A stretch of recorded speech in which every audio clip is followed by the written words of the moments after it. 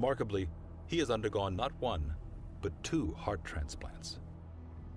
I was extremely lucky. I was living in Tucson, Arizona at the University Medical Center, the Sarver Heart Clinic, when I received the heart of a 36-year-old actor, aerial stuntman, Brady Michaels. He says his chance for extended life came with unexpected and chilling side effects.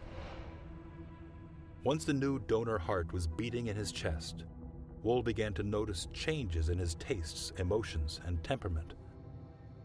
Bill Wohl is not the person he once was.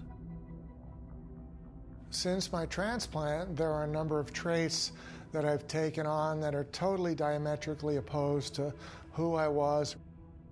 I became a drummer. Brady, one of his idols was Buddy Rich, and how he would relax was he would play the drums. Now I have the capabilities of super micro-focusing. And probably the biggest and most profound thing that I attribute to Brady, after my heart transplant, suddenly I wanted to help people. It's called cellular memory.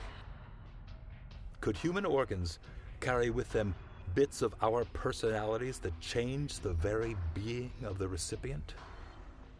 I have heard a number of patients who have said that their tastes now are that of their donors, or their habits are now that of their donors. In fact, that's one of the reasons that there's a little bit of bias about having a xenotransplant, getting an organ from an animal. I guess it's not so far-fetched that something could change, but I haven't seen data that support the notion. But wouldn't it all surprise me that someone who may have had an entire heart transplant or a kidney transplant, after they learn more about the donor, think that somehow they are having some of those traits transferred to them? In Wohl's case, it was positive. But what if the donor had violent tendencies or uncontrollable urges? A what if on top of a what if, but worth contemplating. There have been some situations where someone got the heart if someone wasn't the best person, and certainly that would affect them.